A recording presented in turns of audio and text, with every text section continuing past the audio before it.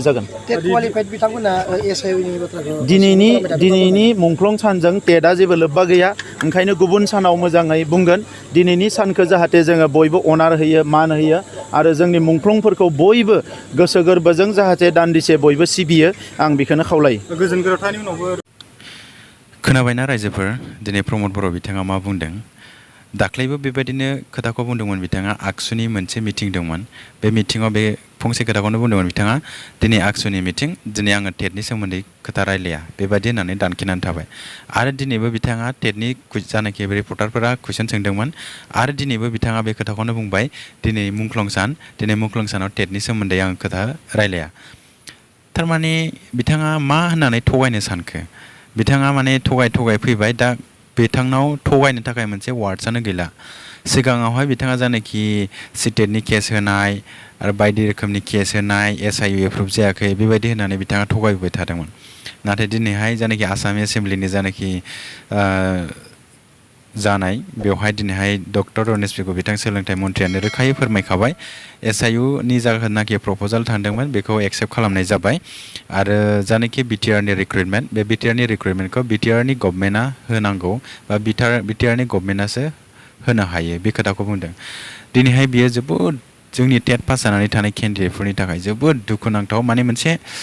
माने ओरैबायदि सम जाबाय जे जोंनि टेट पास जानानै थानाय केन्डिडेटफ्रा एकदम माने जावरिखांनांसिगौ माने गावनि जानाखि गोसोआव साननाय गोसोआवनि माने रागा जोंनाय बा खुद्रि सारनाय बे खुद्रि सारनायखौ नोंथांमोना दा बाहेरायाव लाबोनांसिगौ नोंथांमोना न'आव थानानै बिसिनायाव उन्दुनानै खुद्रि सारोब्ला सिंजों सिं फेसबुकआव इउटुबनि जा कमेन्ट होबाल' जानाय नङा बियो नोंथांमोना लामायाव ओंखारबोनांसिगौ आरो प्ले कार्ड लानानै धरना होनायनि बेबस्था खालामनांसिगौ नोंथांमोना अब्लासो मोनसे साक्सेसनि लामायाव फैगोन बे नङाबा बेयो खुनु दिन फैनाय नंला रायजोफोर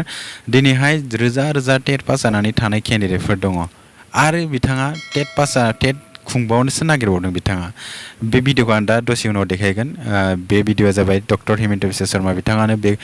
खोथाखौ बुंदों बे खोथाखौ दसे उनाव आं नोंथांमोननो देखायगासिनो दङ ओमफ्राय खोथाया आरो मोनसे दंबावो जोंहा दाखालि मोनसे प्रेस मिट होनाय जादोंमोन माखासे टेट पास जानानै थानाय केन्डिडेटफोरा क'क्राझारावहाय आरो आं खोनानो मोन्दों आंनि माखासे लोगोफोर सर्सनिफ्राय खोनानो मोन्दों जे सासे केन्डिडेटखौ माने फन हरनानै बुंहरदों आरो माने गोजौ लेभेलनिफ्राय बुंहरदों आं नामखौ मुंख'ला सोर बुंदों आरो सोरखौ बुंदों मानो होनोब्ला उल्था रिएक्सन जाफिननो हागौ बे बाथ्राया माने नोंथांमोना मानो प्रेस मिटखौ होनांगौ नोंथांमोना मानो प्रेस मिटखौ होलाबायखो बे खोथाखौ बुंदों आरो दा आं बेखौ डिटेल्सै बुंला आं सम जायोब्ला आं बेखौ डिटेल्सै बुंगोन उनावहाय सब বন্ধুসকল আজি আপোনালোকে এইটো প্ৰমোদ বড়ো ডাঙৰীয়াই কি কৈছে আপোনালোকে শুনা পাইছে হা তাৰপিছত মই আপোনালোকক অলপ পিছত আপোনাক এছামিজ লেংগুৱেজত আপোনাক বুজাই দি আছোঁ আগত মই বড়ো লেংগুৱেজত এইটো কৈ ল'ম তাৰপিছত এছামিজ লেংগুৱেজত ক'ম लोगोफोर जोंहा दाखालि जानाखि प्रेस मिट जानानै थांदोंमोन बे बिराद मोजाङैनो जादों जोंनि जानाखि टेट पास जानानै थानाय केन्डिडेटफोर दङ बे केन्डिडेटफोरा बिराद मोजाङै प्रेस मिटखौ होदों आरो बियो गोबां भाइरेलबो जादों आरो बियो गोजौनि जानाखि दैदेनगिरिफोर बिथांमोनाव बियो सौहैदों आरो बिथांमोनहा रिएक्सन खालामफिनदों आरो रिएक्सन माने जोंनि माखासे टेट पास जानानै थानाय केन्डिडेटफोरखौ बिदिनो बाय फनजों बुंहरदों आरो प्रेस मिटखौ मानो होखो मानो माखो बेबायदि आरो प्रेस मिटखौ होनाङामोन आरो बिथांमोननि थाखायब्ला बेबायदि आरो सोर बुंदों बेखौ आं मुंख'ला आरो बबे आफादनिफ्राय बुंहरनाय जादों बेखौबो आं बुंथ'ला सम जायोब्ला आं बेखौ उनाव बुंगोन दा लोगोफोर जोंहा दिनैहाय बिटिआरआवहाय मोनथाम टेट पास जानानै थानाय केन्डिडेटफोर दङ बेफोर जाहैबाय 2019 आसाम टेट 2021 आसाम टेट 2023 बिटिआर बा 6th शिड्युल स्पेशल टेट जोंहा मोनथामखौ दाजाबजोबोब्ला टटेल 19,000 टेट पास जानानै थानाय केन्डिडेटफोर दं दा जोंनि बिटिआरआवहाय अब्ला 19,000 केन्डिडेटफोरखौ दिनैहाय प्रमद बर'आ थगायबोगासिनो दङ दिनैहाय बे 19,000 केन्डिडेटफ्रा राजा लामा होबथानो हाया नामा बा जानाखि बिटिसि सेक्रेटारियेट बे सेक्रेटारियेटखौ घेराव खालामनो हाया नामा बे मोनसे खोथा जानानै फैयो दिनैहाय एथ'ग्राब रिकुवेस्ट खालामसेयावबो दिनैहाय जोंनि बिटिआरनि गभर्नमेन्ट जानाखि दङ बे बिटिआर गभर्नमेन्टआ माने जोंनि टेट पास जानानै थानाय केन्डिडेटफोरखौ माने जेबो माने नायसनासै बिथांमोना माने बिथांमोननि प्रब्लेमखौ दिनै सल्भ खालामनासै दिनैहाय एथ' रोजा रोजा टेट पास जानानै थानाय केन्डिडेटफोर दङ आरोबाव बिथाङा टेटसो खुंबावनो नागिरदों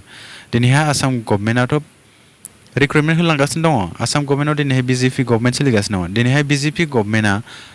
बिटिआरनि बायजोआव बा 6 सिडुलनि बायजोआवहाय रिक्रुटमेन्ट होलांगासिनो दङ खिन्थु 6 सिडुल जानाखि डिमा हासाव आरो कार्बि आंलं बिथांमोनावबो दिनैहाय टेटनि रिक्रुटमेन्ट जानानै थांबाय बिथांमोनाव आसामजों लोगोसे बिथांमोनावबो टेटनि रिक्रुटमेन्ट जालांदों आरो बिथांमोनाव आसामनि अनगायैबो आरो गोबां टेटनि रिक्रुटमेन्ट जालांदों नाथाय बिटिआरआवहाय आसामाव जालांदोंब्लाबो डिमा हासाव कार्बि आंलंआव जालांदोंब्लाबो दिनैहाय बिटिआरआव गैया दिनैहाय टेट पास जानानै थानाय केन्डिडेटफोरनि थाखाय 0-0 दिनैहाय प्रमद बर'आ क्वालिटि इडुकेसननि खोथा बुङो नाथाय क्वालिटि इडुकेसना सोरबायदि फोरोंगिरिजों मोनगोन दिनैहाय जोंनि गेजेराव बिएड लानाय डिएलएड लानाय मास्टार डिग्री खालामनाय गोबां केन्डिडेटफोर दङ डिप्ल'मा लानाय दङ एथ'ग्राब गोरों केन्डिडेटफोर दङ डाबल टेट पास होनानै दिनैहाय 6-7टा गांब्रै गांबा टेटनि सार्टिफिकेट दङ गांबेसे नांगौ दिनै सि टेट पास जानाय केन्डिडेटफोरबो दङ दिनैहाय रिक्रुटमेन्ट होजायाखै बेसेबां दुखुनांथाव दिनैहाय प्रमद बर'आ 1999नि आरो अबिबिनि आरो माखासे कन्ट्राक्चुवेलनि बिथांमोनखौसो दिनै सोगासिनो दङ नाथाय टेट पास जानानै थानाय केन्डिडेटफोरखौ सोआखै आरोबाव दिनैहाय माखासे जायनाखि अबिबि 1999 आरो माखासे बिथांमोनखौ सोनायनि खोथाखौ बुंगासिनो दङ बिथांमोनखौबो बेखौ जोङो बुंनो थाङा गाज्रि बुङा जों बेखौ नाथाय अलरेडि टेट पास जानानै थाखानायफोरखौ जे नेवसिनानै बिसोरखौ गारनानै दोनगोन अबा दाखोरबारियाव ओमफ्राय जोङो 1999 ओमफ्राय अबिबि माबा माबि कन्ट्राक्चुवेल बिथांमोननोल' होगोन बेखुनु दिन एक्सेप्टेबल जाया गासिबनोबो रिक्रुटमेन्टखौ होजोब 1999आव मोननांगौ कन्ट्राक्चुवेलाव मोननांगौ आरो अबिबि ना मा बिथांमोनखौ मोनगोन मोना आं बेखौ मिथिया बिथांमोना बबे लेभेलाव दङ नाथाय जोंनि टेट पास जानानै थानाय केन्डिडेटफोरा मोनथारनांगौ स' लोगोफोर दिनैहाय जानाखि प्रमद बर'आ सासे स्टुडेन्ट लिडारमोन एबसुनि सासे आफादगिरिमोन दिनैहाय एबसुआव थानानैनो बिथाङा पलिटिक्सआव फैबाय आरो पलिटिक्सआव फैनानैनो बिथाङा जोंनि जा समस्या दङ एडुकेसन समस्या राजनितिक समस्या जोंनि जातिनि समस्या गोबां समस्याफोरखौ मावफुंनो होननानैनो बिथाङा पलिटिक्सआव फैदोंमोन ना नाथाय दिनै पलिटिक्सआव फैखांनायनि उनावहाय दिनैहाय बैफोर समस्याखौ सुस्रांनो मानो नाजायाखै आरो बिथाङा फंसे खोथाखौ बुंदोंमोन गाव सासे एडुकेसन बा फरायसा आफादनि सासे लिडार हिसाबै एडुकेसन सेक्टरखौनो बिथाङा गिबि फार्स्ट प्रायरिटि होनानै बिथाङा खामानिखौ मावगोन होननानै बुंदोंमोन दिनैहाय बिथाङा बबे खामानिखौ मावदों रायजो राजाफ्रानो नायदो दिनैहाय आङो रायजो राजाफोरखौ मोनसे खावलायनो सानो दिनैहाय जोंनि गेजेरावहाय गोबां टेट पास जानानै थानाय दङ दिनैहाय एबसुनि आफादाव थानाय बा गुबुन गुबुन आफादाव थानाय गोबां केन्डिडेटफोरबो दङ दिनैहाय आङो एबसुनि आफादाव थानाय केन्डिडेटफोरखौ एसे खावलायनो सानो मानो होनोब्ला दिनैहाय इउपिपिएल गभर्नमेन्टआ सोरनि सापर्टआव सोलिनानै दं होनोब्ला फरायसा आफाद एबसुनि सापर्ट मोननानैसो दिनैहाय सरकाराव सोलिनानै दङ ओंखायनो आङो खावलायनो सानो जे जायनाखि एबसुआव थानाय जायनाखि दैदेनगिरिफोर दङ आरो टेट पास जानानै थानाय केन्डिडेटफोर दङ बिथांमोना दिनै खोथा बुंनांगौनि सम जाबाय दिनैहाय जोंनि लिडारफोराथ' दिनैहाय क्रर थाखानि मालिक जाबाय बिथांमोना दिनैहाय स्करपिअ बलेर' मार्सिडिस दामि गारि लानानै बिथांमोना बेरायगासिनो दङ नाथाय जोंनि बै आनसलिकआव थानाय फिसा दैदेनगिरि ओमफ्राय माखासे इउनिटआव थानाय फिसा दैदेनगिरि बिथांमोना बबे लेभेलाव दं बिथांमोना दिनैहाय बिथाङा गावनि लाइफखौ गावनि जिउखौ बा गावनि न'खरखौ दैदेननो थाखाय दिनैहाय गोबां खस्थ' गोलैनानै दङ बिथांमोना दिनैहाय सोलिनो हाया दिनैहाय बिथांमोना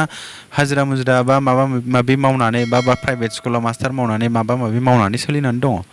दिनैहाय बिथांमोनाबोथ' गावनि मोनसे राइट्स दङ दिनैहाय मोनसे जानाखि गभर्नमेन्टनि मोनसे जब बे जबखौ मोननो थाखाय बिथांमोनाबो राइट्स दङ ओंखायनो बिथांमोनखौ आं गुरै खावलायो जाहाथे नोंथांमोनाबो दिनै ओंखारबोदो आरो नोंथांमोना ओंखारबोनानै खोथा बुङोब्ला दिनैहाय गभर्नमेन्टआव डाइरेक्ट प्रेसाराव गोलैखायो जायनाखि एबसुनि दैदेनगिरिफोर दङ आरो टेट पास जानानै थानाय केन्डिडेटफोर दङ दिनैहाय बिथांमोना ओंखारबोजोबनांगौ आरो बिथांमोनानो लिड लानांगौ बेखौ आं दिनै बिथांमोनखौ गुरै खावलायो दिनैहाय जायनाखि फरायसा आफाद माने एबसुजों सोमोन्दो गैयै केन्डिडेटफोर दङ दा बिथांमोना ओंखारबोनानै धरना होयोब्ला बा प्रेस मिट लायोब्ला बिथांमोननि प्रेस मिट लानाय बा बिथांमोननि धरना होनायखौ गुरुत्त' होनो नागिरा बिसोरो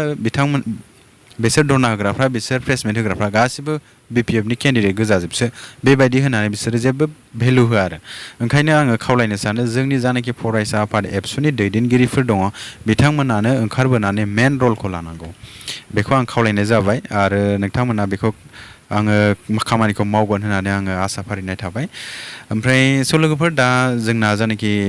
डक्टर हिमन्त बिश्व शर्माया बे खोथाखौ बुंदों नोंथांमोना भिडिअखौ जोबजासेयाव नायबानो जाबाय आं बेखौ जोबनाय भिडिअनि लास्टआव होनाय जादों बे जोबोद दुखुनांथाव दिनैहाय आसामनि जानाखि डक्टर रनेस पेगु बिथां सोलोंथाइ मन्थ्रि बिथाङाबो दिनैहाय जानाखि BTR निफ्राय 1200 पस्टनि थाखाय SIU एप्रुभनि थाखाय प्रप'जाल थांदोंमोन बेखौबो दिनै एक्सेप्ट खालामबाय होननानै फोसावनानै होबाय दिनैहाय प्रमद बर'आ बबे खोथाखौ लानानै दिनै थगायबावगोन दिनैहाय थगायनायनि मोनसेबो लामा गैला बिथाङा दा मोनसेबो लामा गैला हिसाबै बिथाङा दिनैहाय आरोबाव मोनसे टेट खुंबावगोन होननानै बिथाङा आसाम गभर्नमेन्टआव दाबि दैखांबाय दिनैहाय आसाम गभर्नमेन्टआ टेट खुंनांगौ नालाय खुंनानै होबाय थागोन रिक्रुटमेन्ट होनांगौआथ' BTR गभर्नमेन्टनि आखायावसो दिनैहाय आसाम गभर्नमेन्टआथ' रिक्रुटमेन्ट होआ टेट खुंनांगौबा आं खुंनानै होगोन दिनैहाय बेबायदि दिनैहाय आसाम गभर्नमेन्टआ आसामाव टेट खुंला 2 इयार्सनि थाखाय टेट खुंला होननानै फोसावखाबाय नोंथांमोना सिटेट होनोबा सिटेट होनो हागोन बे खोथाखौ बुंखाबाय नाथाय अब्लाबो BTR-आव नायदो नोंथांमोनहा BTR-आवहाय दिनैहाय प्रमद बर' बिथाङा एक्सट्रायै आरो टेट खुंबावगोन दिनै स्पेसियेल टेटआवनो 12,000 पास जानानै थानाय केन्डिडेटफोर दङ आरो आसाम टेट पास जानानै थानाय केन्डिडेट दङ आसाम टेटआवनो मोननै इयारनि दङ टटेल 19,000 दिनैहाय 19,000 केन्डिडेटफोरखौनो दिनै रिक्रुटमेन्ट होनो हायाखै आरो टेट खुंबावगोन आरो टेट खुङोबा आरो बेसेबां केन्डिडेट एरबावगोन आरो केन्डिडेट एरबावबा एसेबां केन्डिडेटखौ बियो बबे पस्टआवहाय दिनै रिक्रुटमेन्ट होगोन टेट खुंनाया गेदेर खोथा नङा नाथाय रिक्रुटमेन्ट होनायासो गेदेर खोथा टेट खुंनानै दिनैहाय रोजा रोजा केन्डिडेटफोर दङ बिथांमोनखौनो दिनै सासेबो रिक्रुटमेन्ट होनो हायाखै आरो टेट खुंबावबा बियो बेसेबां गनायथाव लोगोफोर नोंथांमोनखौ आं ओंखायनो खावलायो नोंथांमोना जानाखि टेट पास जानानै थानाय केन्डिडेटफोर दङ नोंथांमोना जावरिखांदो दिनैहाय नोंथांमोना राजा लामायाव ओंखारबोदो आरो गावनि जानाखि राइट्स मोन्थाय बेखौ सरकारजों नोंथांमोना बिख'नानै लानो नोंथांमोना सिगांबोदो लोगोफोर बेखिनियानोसै दिनै आं नोंथांमोननि सिगाङाव बायदिसिना खोथा बुंबाय आरो आंनि बे खोथा बुंनायाव माबाफोर मिस्टेक जादोंब्ला माबाफोर गोरोन्थि जादोंब्ला निमाहा बिनाय थाबाय आङो दिनैहाय बे भिडिअखौ नुनानै प्रमद बर'नि जा बुंनाय आरो डक्टर हिमन्त बिश्व शर्मानि जा बुंनाय बे खोथाखौ खोनानानै आङो दिनैहाय सिरियै थानो हायाखै आङो ओंखायनो आं नोंथांमोननि सिगाङावहाय दिनैहाय बे भिडिअखौ लाबोनाय जाबाय लोगोफोर बेखिनियानोसै नोंथांमोना भिडिअखौ मोजां मोनदोंब्ला लाइक आरो शेयार खालामनानै होबानो जाबाय लोगोसे नोंथाङा बे चेनेलाव गोदानै फैदोंब्ला चेनेलखौ साबस्क्राइब खालामनानै होबानो जाबाय नोंथांमोननि थाखाय आं बेबायदिनो एडुकेसन रिलेटेड टेट रिलेटेड आरो बर' बिजोंनि जेंनानि सोमोन्दै भिडिअ लाबोबाय थागोन आङो नोंथांमोना आंखौ सापर्ट खालामबाय थाबानो जाबाय लोगोफोर बेखिनियानोसै भिडिअआ गोजोन्थों টেটৰ ৰিক্ৰুটমেণ্টটো BTR-এ কৰিব আমি খালি পৰীক্ষাটো পাতি দিব লাগে আমি পৰীক্ষা পাতি দিছোঁ BTR-এ কৈছে আৰু এটা টেট পৰীক্ষা পাতি দিব লাগে বুলি আমি পাতি দিম সেইটো আমাৰ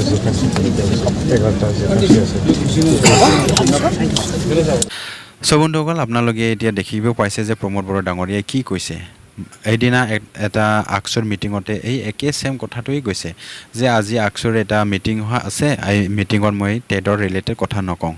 আৰু আজি কি কৈছে আজি মানে এতিয়া মাৰ্টিয়াৰ্ছ ডে হয় মানে বড়ো যিবিলাক মাৰ্টিয়াৰ্ছ আছে বড়ো সম্প্ৰদায়ৰ এই বড়ো সম্প্ৰদায়ৰ যিটো মাৰ্টিয়াৰ্ছ সেই দিনত মই টেটৰ বিষয়ে কথা নকওঁ সেই কথাটো কৈছে এইটো বহুত দুখ লগা কথা এতিয়া মানে কিয় এনেকুৱা কথাটো কৈছে মানে আমাৰ এটা এনেকুৱা সন্দেহ হয় যে এতিয়া তেখেতে মানে এটা মিছা কথা কয় আমাক টেট পাছ হৈ থকা কেনেবিলাক ঠগিবৰ কাৰণে এটা ৱাৰ্ডছ নাই তেখেতৰ আগত তেখেতে কৈ আছিল যে সিটেট কেণ্ডিডেটবিলাক কেছ দি ৰাখিছে ইয়াৰ কাৰণে ৰিক্ৰুটমেণ্ট দিয়া নাই তাৰপিছত 1200 পষ্টৰ কাৰণে SIU এপ্ৰুভাল প্ৰপ'জাল দিয়া হৈছে আসাম গভৰ্নমেণ্টে এপ্ৰুভ কৰা নাই এই কথাটো কৈছিল এতিয়া যি আসাম বিধানসভাত এতিয়া যোনটো এছেম্বলি আছিল এই এছেম্বলিত আমাৰ শিক্ষামন্ত্ৰী ডক্টৰ ৰনেশ পেগু ডাঙৰীয়াই স্পষ্টকৈ কৈছে BTR-ৰ যিখিনি মানে প্ৰপ'জাল গিছিল SIU এপ্ৰুভৰ কাৰণে সেইটো একচেপ্ট কৰা হৈছে সেই কথাটো কৈছে এতিয়া কি কথাটো কয় প্ৰমোদ বড়ো ডাঙৰীয়াই এতিয়া মিছা কথা কয় আমাৰ টেট পাছ হৈ থকা কেণ্ডিডেটবিলাক ঠগিব এতিয়া তেখেতৰ ৱাটছে নাই এইকাৰণে তেখেতে কৈ আছে যে আজি কথাটো নকওঁ আজি মাৰ্টিয়াৰ্ছ ডে আজি আকচৰ মিটিঙত নকওঁ এই কথাটো তেখেতে মানে কয় মানে এৰি যাব খুজি আছে এইটো বহুত দুখ লগা কথা সেইকাৰণে মই এইটো কৈছোঁ আপোনালোকে ওলাই আহক আপোনাৰ ৰাইটছৰ কাৰণে তাৰপিছত আজি ডক্টৰ হিমন্ত বিশ্ব শৰ্মাৰ ডাঙৰীয়া আৰু এটা কথা কৈছে যে আকৌ BTR-ৰ টেট পাতিব সেই কথাটো কৈছে এতিয়া টেট খালি পাতি থাকিব নেকি BTR-ত মানে এটা নিযুক্তি দিব নোৱাৰে টেট পাতি থাকিব খালি অসমত বিটিআৰৰ বাহিৰত যে বহুত মানে টেটো পাতিছে ৰিক্ৰুটমেণ্ট দিছে এইটো চলি আছে কিন্তু আমাৰ বিটিআৰৰ কি বিটিআৰটো এটা 6 শিডিউল এৰিয়া হিচাপত আমাৰ যেটো 6 শিডিউল কাৰ্বি আংলং আছে ডিমা হাছাও আছে তাতেওতো বহুতখিনি ৰিক্ৰুটমেণ্ট হৈ গৈছে টেট ৰিক্ৰুটমেণ্ট কাৰ্বি আংলংতো বহুত বাৰ হৈ গৈছে এতিয়া বিটিআৰটো 6 শিডিউল হয় এটা টেট পাছ হৈ থকা কেণ্ডিডেটবিলাকে ৰিক্ৰুটমেণ্ট দিয়া নাই এইটো বহুত দুখ লগা কথা আৰু মানে বিটিআৰ আকৌ টেট পাতিবই কথাটো আৰু বহুত দুখ লগা কথা এইকাৰণে আমাৰ যিমানলৈকে টেট পাছ হৈ থকা কেণ্ডিডেট আমাৰ এতিয়া বিটিআৰৰ বৰ্তমান 2019ত আসাম টেট পাছ হৈ থকা আৰু 2021ত আসাম টেট পাছ হৈ থকা আৰু 2023 6 শিডিউল স্পেচিয়েল টেট পাছ হৈ থকা টোটেল কেণ্ডিডেটক প্লাছ কৰিলে টোটেল 19,000 প্লাছ কেণ্ডিডেট আছে আমাৰ টেট পাছ হৈ থকা 19,000 প্লাছ চাৰ্টিফিকেট আমাৰ টেট পাছ হৈ থকা কেণ্ডিডেটবিলাকৰ চাৰ্টিফিকেট আছে এতিয়া এই চাৰ্টিফিকেট 19,000 প্লাছ চাৰ্টিফিকেটটো কি এইটো বেকাৰ নেকি এইটো বেকাৰ এইটো ক'ব লাগিব এতিয়া এজন কেণ্ডিডেটতে 3টা 4টা টেট চাৰ্টিফিকেট আছে 5টা মান 6টা মান টেট চাৰ্টিফিকেট আছে এতিয়া এই চাৰ্টিফিকেটটো কোন কামত ইউজ কৰিব যে ৰিক্ৰুটমেণ্টও নিদিলে কি কামৰ ৰিক্ৰুটমেণ্ট এটা বহুত দুখ লগা কথা এইকাৰণে আপোনালোকে ওলাই আহক ৰাস্তাত আৰু আপোনালোকে নিজৰ ৰাইটছৰ কাৰণে ভইচটো উঠাওক আপোনালোকে সব বন্ধুসকল এই ভিডিঅ'টো আজিৰ ভিডিঅ'টো সেইখিনি আছিল আপোনালোকে ভিডিঅ'টো ভাল লাগিছে যদি লাইক এণ্ড শ্বেয়াৰ কৰি দিব আৰু মই আপোনাৰ কাৰণে এনেকুৱা নতুন নতুন এডুকেশ্যন ৰিলেটেড টেট ৰিলেটেড আৰু আমাৰ বৰ্তমান ছিংগল টিচাৰ প্ৰব্লেম সেইটো বিষয়ে আপোনালোকৰ কাৰণে ভিডিঅ' লৈ আনি থাকিম আপোনালোকে ভিডিঅ'টো লাইক এণ্ড শ্বেয়াৰ কৰি দিব লগতে চেনেলটো ছাবস্ক্ৰাইব কৰি দিব সব বন্ধুসকল আজিৰ ভিডিঅ'টো এইখিনিয়ে থেংক ইউ